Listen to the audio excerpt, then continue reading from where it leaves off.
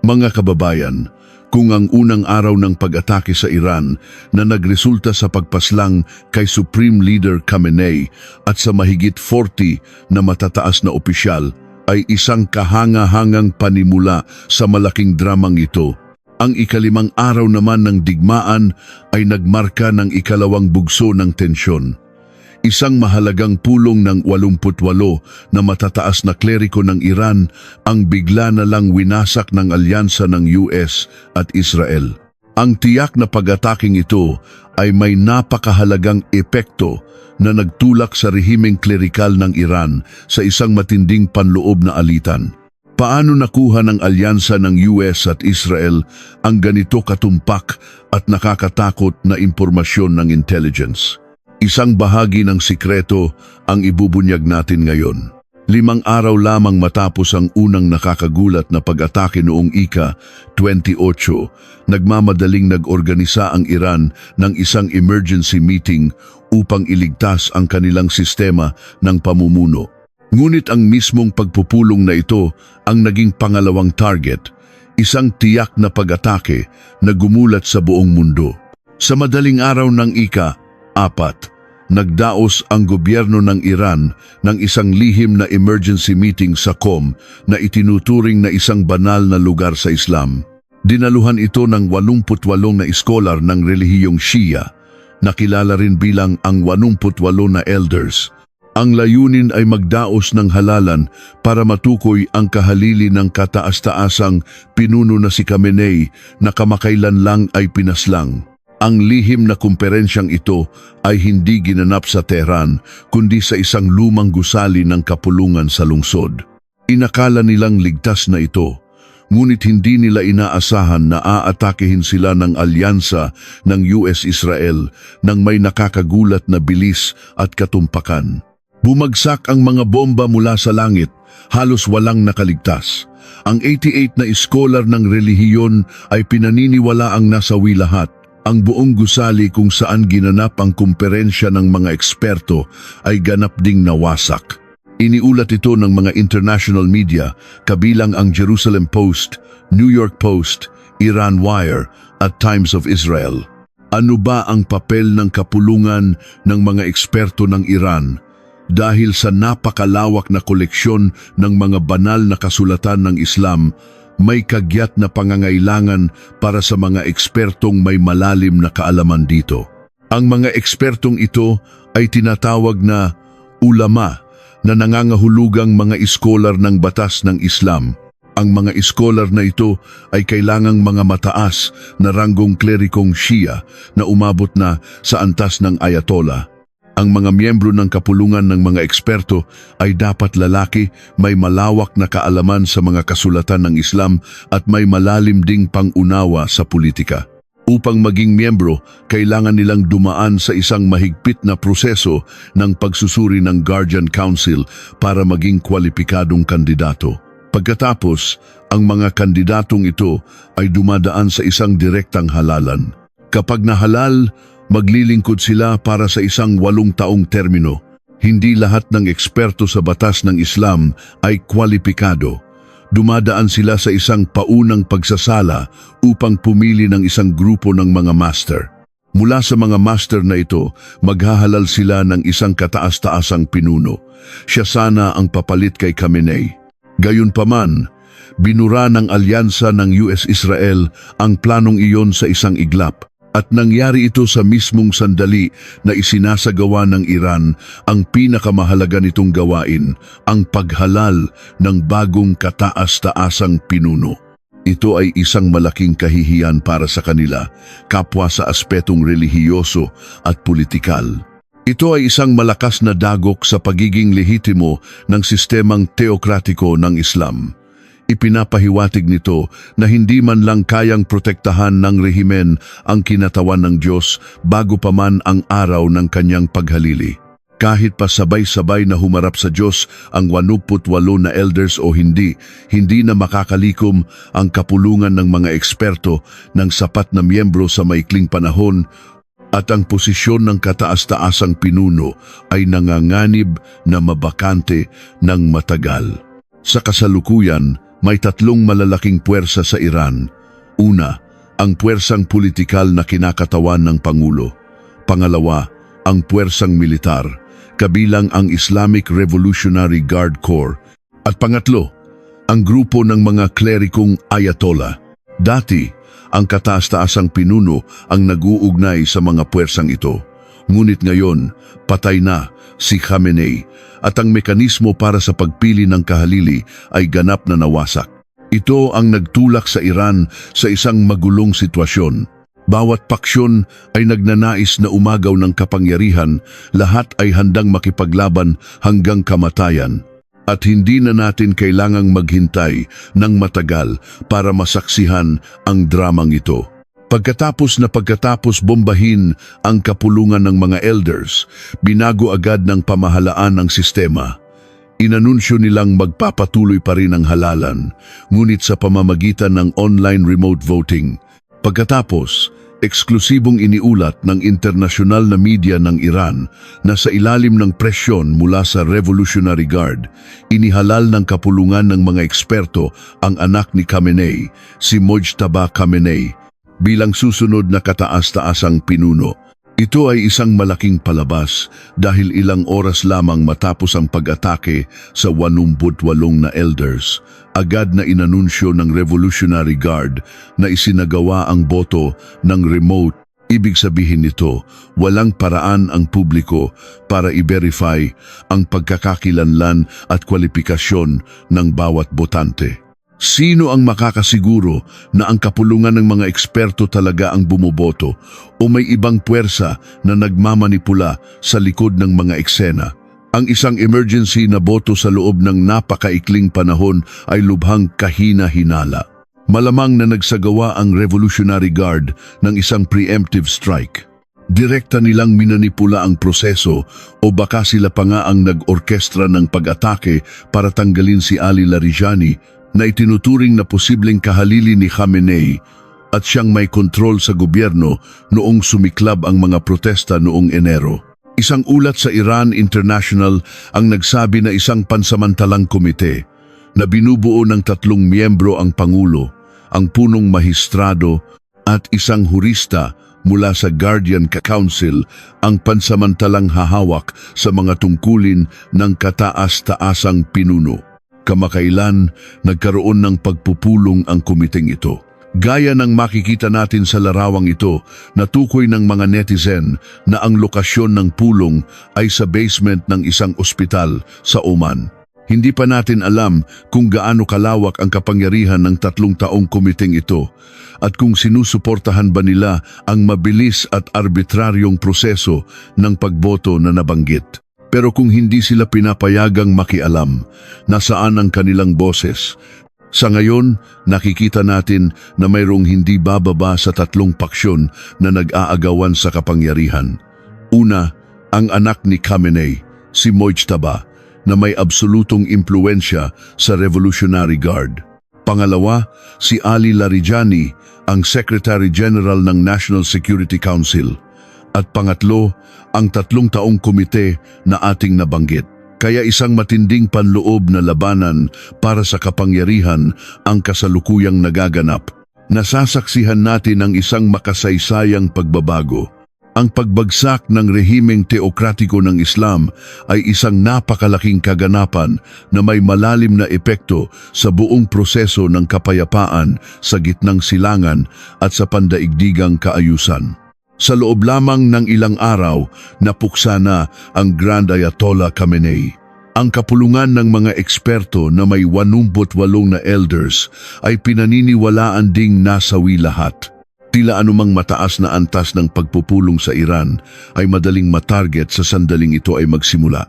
Kaya ang tanong ngayon, paano nagkaroon ng US at Israel ng ganito katumpak na intelligence? Paano nila ito ginawa? Ang sikreto ng intelligence sa likod ng pag-atake. Kamakailan, naglabas ang Financial Times ng isang eksklusibong ulat na nagbubunyag kung paano nakakalap ng Israel ng detalyadong impormasyon tungkol sa kanilang mga target. Ayon sa ulat, halos lahat ng traffic camera sa Tehran ay nahack na ng Mossad ilang taon na ang nakalipas. Lahat ng mga imahe mula sa mga kamera na ito ay naka-encrypt at ipinapadala sa isang data center sa Tel Aviv at sa Timog Israel. Ang mga anggulo ng kamera ay nagbigay ng mahalagang impormasyon dahil kaya nitong matukoy ang lahat mula sa matataas na opisyal hanggang sa kanilang mga bodyguard at driver. Lalo na ang isang kamera na malapit sa pribadong tirahan ni Khamenei. Dahil dito, nasubaybayan ng mga ahente ng intelligence ang araw-araw na kilos ng kanyang mga personal na bodyguard at driver. Sa pamamagitan ng facial recognition, nahanap nila ang mga detalye ng bawat individual, kabilang ang kanilang address, ischedule ng trabaho, kung saan sila nagpa-park, anong oras sila dumarating, at kung sinong opisyal ang kanilang binabantayan. Ang lahat ng data na ito ay ipinasok sa isang komplikadong algorithm. Ang algorithm na ito ay bumuo ng mga pattern ng pamumuhay ng mga bodyguard at driver ni Khamenei. Sa madaling salita, hindi na nila kailangang direktang subaybayan si Khamenei.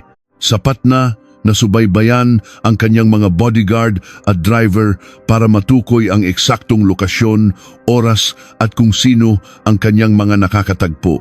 Nang matukoy ng mga ahensya ng intelligence na si Khamenei ay dadalo sa isang pulong sa umaga ng ika-28.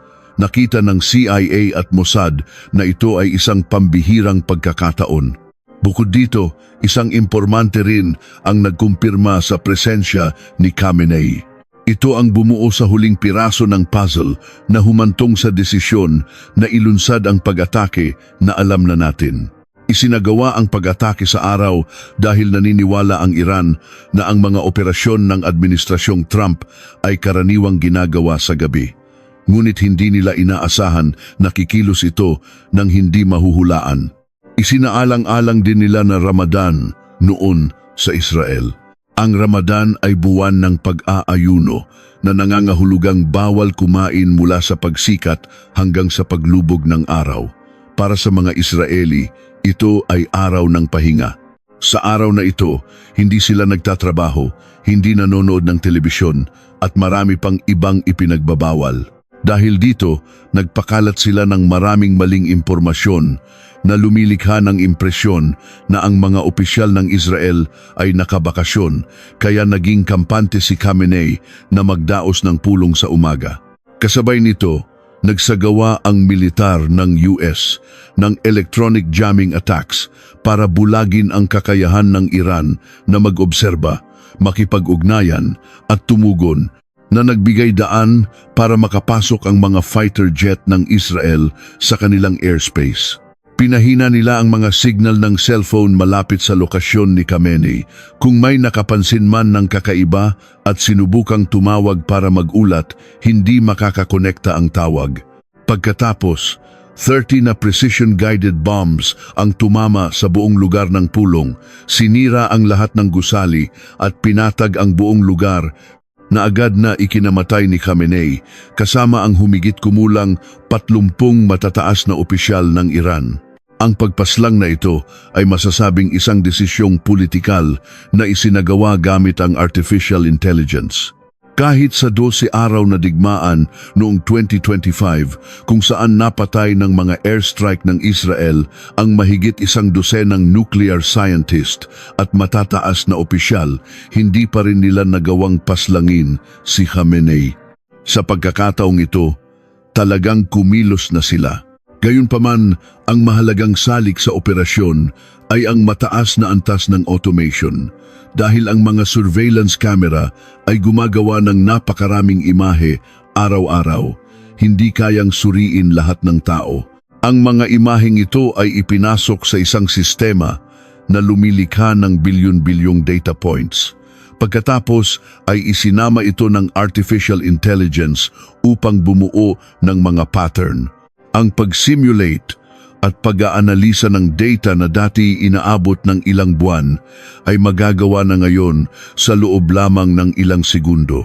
Marahil hindi inakala ni Khamenei na ang mga surveillance camera na ginamit niya para hulihin ang mga nagpoprotesta ay siya ring magiging perpektong sandata laban sa kanya. Sinasabing ang kamera na pumatay kay Khamenei ay gawa sa China. Ang Beijing ngayon ay puno rin ng mga kamera. Posibleng ang kinaroroonan ng Pangulo ng Tsina na si Xi Jinping ay nasa ilalim na ng kontrol ng CIA nang hindi niya nalalaman. Kaya sa loob lamang ng ilang araw, nasaksihan ng mundo ang malalakas na airstrike ng alyansang US-Israel na nagbibigay ng impresyon na sila ay isang puwersang hindi matatalo. Ngunit sa katotohanan, ang US at mga bansa sa gitnang silangan tulad ng Qatar at Saudi Arabia ay nahaharap din sa napakaseryosong problema. Ano ang problemang iyon? Ito ay ang mga drone ng Iran, ang digmaan ng mga drone.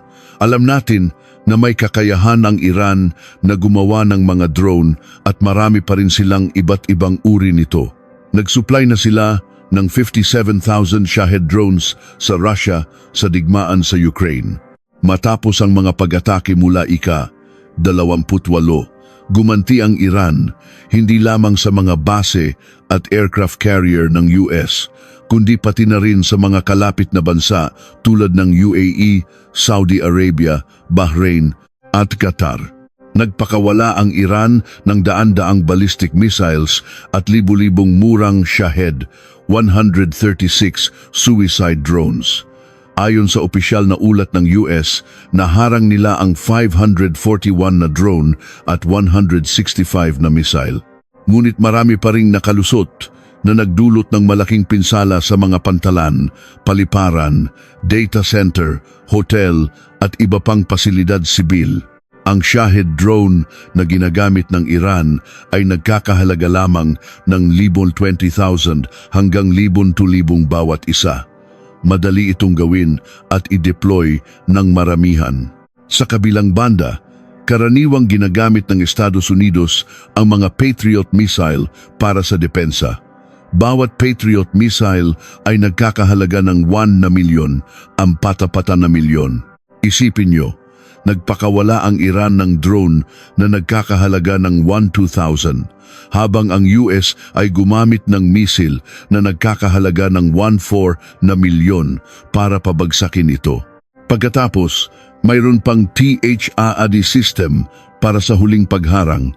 Ang THAAD missile ay mas mahal pa, nagkakahalaga ng humigit kumulang $12 milyon. Makatuwiran ba na gumastos ng $12 milyon para harangin ang isang drone na $20,000 lang ang halaga?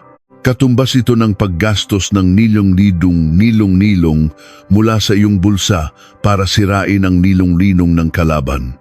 Bukod dito, limitado ang kapasidad sa paggawa ng mga missile.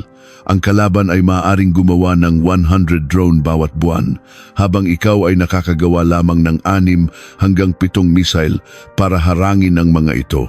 Kung magpapatuloy ito, mauubos din ang iyong inventaryo ng missile at iyon ay isang napakasamang sitwasyon. Sa kasalukuyan, ang rate ng pagharang sa mga drone ay higit sa 90%, ngunit ang reserba para sa depensa ay halos ubos na. Kaya, ang estratehiya ng Iran ay gumamit ng murang saturation attacks para ubusin ang air defense reserves ng US na ginagawang hindi sustainable ang depensa sa katagalan. Ito ay hindi teorya, kundi isang katotohanang kinakaharap na ng Estados Unidos. Sino ang makakatulong? Noong ika-2 ng buwan, hayagang idineklara ni Ukrainian President Zelensky na handa ang Ukraine na magpadala ng mga eksperto sa anti-drone sa UAE, Saudi Arabia at maging sa Israel, sa kondisyon na kumbinsihin ng mga lider ng gitnang silangan si Putin na pumayag sa isang buwang tigil putukan. Siyempre, hindi ito tatanggapin ni Putin. Ngunit nagpahayag si Zelensky ng isang napakalinaw na punto. Sa loob ng 4 na taon ng digmaan, hindi mabilang na Shahed drones ang ipinadala ng Russia sa Ukraine araw-araw. Paano nila ito hinarap? Hindi sila umasa sa magastos na paraan ng pagharang, kundi gumamit sila ng murang pamamaraan na nagpapanatili ng 80% hanggang 90% na interception rate, na halos kasing epektibo ng Patriot missile ng US. Ano ang mga pamamaraang iyon? Ang isa ay electronic jamming, gamit ang mga jamming device para lituhin ang signal ng sistema na nagiging sanhi ng pagkawala ng direksyon ng drone at pagbagsak nito. Ito ang pinakamurang option at unang ginagamit. Ang pangalawang paraan ay mga mobile fire support team. Gumagamit sila ng mga pickup truck na may mabibigat na machine gun, anti-aircraft gun, at kanyon sa helicopter para direktang barilin ito mula sa mababang altitude. Nag-deploy ang Ukraine ng maraming ganitong mobile team.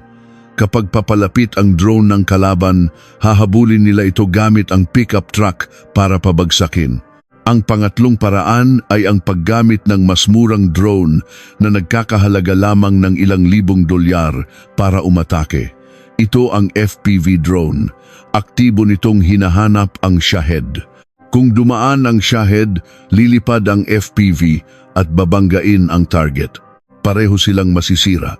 Ang FPV drone ay napakamura, ngunit ang epekto nito ay kahanga-hanga.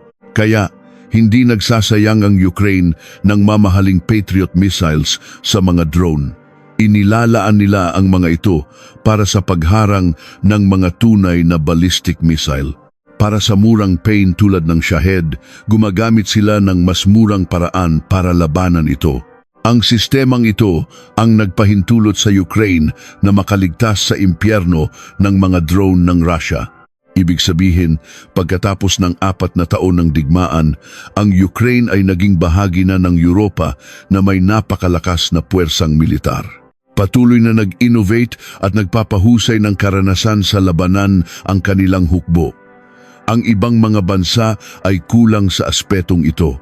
Kaya, kung sasali ang Ukraine sa NATO, hindi sila magiging pabigat. Sa halip, gagawin nilang mas malakas ang NATO. Ang Israel ay mayroon ding sariling paraan ng pagharang na tinatawag na Iron Beam, isang high-speed laser air defense system na binuo ng Rafael Defense Corporation at Elbit Systems. Ibinigay ng dalawang kumpanyang ito ang Iron Beam system sa Israel Defense Forces, IDF, noong nakaraang taon para harapin ang mga drone ng Iran. Kapag pumasok ang isang drone o cruise missile sa saklaw ng Iron Beam, magpapaputok ito ng napakalakas na laser beam. Alam nating ang liwanag ay gumagalaw sa isang tuwid na linya. Para harangin ka, kailangan kitang makita muna. Kapag nakita na kita, napakabilis ng pagharang. Pagkatapos malak ang target sa bilis ng liwanag, iinitin ng laser beam ang target sa loob ng ilang segundo na magdudulot ng pinsala sa istruktura nito o pagsabog sa himpapawid. Kung tamaan ng laser ang iyong sasakyan sa loob ng ilang segundo, dahil sa napakataas na enerhiya, maaari nitong sunugin ang baluti o pasabugin ang iyong mga bala. Mula sa pag-detect hanggang sa pagwasak ng target, halos 1 segundo lamang ang kinakailangan at hindi na kailangan ng oras para maghanda. Pagkakita ko sa iyo, itututok ko lang ang laser sa iyo. Ganoon lang kasimple at napakatipid. Bawat pagharang ay nagkakahalaga ng wala pang 10. Sa teorya, mayroon itong walang limitasyong bala basta't may tuloy-tuloy na supply ng kuryente. Maaari itong magpaputok ng walang tigil na perpektong solusyon sa problema ng pagkaubos ng bala sa mga sunod-sunod na pag-atake. Ginamit mo ang iyong Labin 20,000 para sa isang drone. Ako naman, ilang dolyar lang sa kuryente ang gastos ko. Sa mga aktwal na pagsubok, ang rate ng pagharang sa mga missile at drone ay lumampas sa 90%. Bukod dito, ang mga sandatang laser ay walang malalaking sistema ng paglulunsad. Magaan ang mga ito, kaya maaaring ilagay sa mga mobile platform na may gulong, ikabit sa mga pickup truck at mabilis na i-deploy sa larangan ng digmaan. Ang pagiging flexible na ito ang gumagawa sa Iron Beam na isang game changer sa gitna ng patuloy na paggamit ng Iran ng murang saturation attack strategy. Kapag ang kaaway ay maaaring gumawa ng libu-libong Shahed sa mababang halaga, may kakayahan naman ang Israel na tumugon gamit ang isang sistema na halos walang gastos sa bala, na ginagawang isang labanan ng teknolohiya at diskarte, ang isang labanan na hindi patas sa bilang. Sa kabuuan, mula sa tiyak na intelligence attack ng Mossad hanggang sa ganting salakay ng murang drone ng Iran, at ngayon sa matinding panloob na labanan para sa kapangyarihan, lahat ito ay lumilikha ng isang larawan ng kaguluhan na hindi pa nangyari sa gitnang silangan. Ang rehimeng teokratiko ng Iran na dating itinuturing na hindi magigiba ay nasa bingit na ngayon ng ganap na pagbagsak. Hanapa na, si Mojtaba Khamenei ba talaga ang mamumuno o isa lamang siyang pansamantalang papet ng Islamic Revolutionary Guard Corps, IRGC? Lalawak ba ang panloob na alitang ito at mag-uudyok ng mas malalim na pakikialam mula sa US, Israel o maging sa iba pang malalakas na bansa? At higit sa lahat, ang mga pagbabago ba sa kapangyarihan sa Iran ay hudyat para sa mas malalaking pagbabago sa Venezuela at sa mas malayong lugar sa Beijing? Ang gulong ng kasaysayan ay umiikot sa bilis na nakakahilo. Ang ating nasasaksihan ay hindi lamang isang digmaang militar, kundi ang pagbagsak ng isang modelo ng pamamahala na tumagal ng mahigit 40 taon. Sa ganitong sitwasyon, hindi maaaring manatiling tagamasid ang mundo.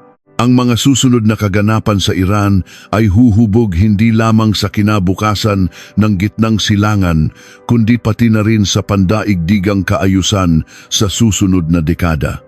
Nabubuhay tayo sa isang makasaysayang sandali at ang malaking dramang ito ay marami pang kapanapanabik na yugto ang naghihintay.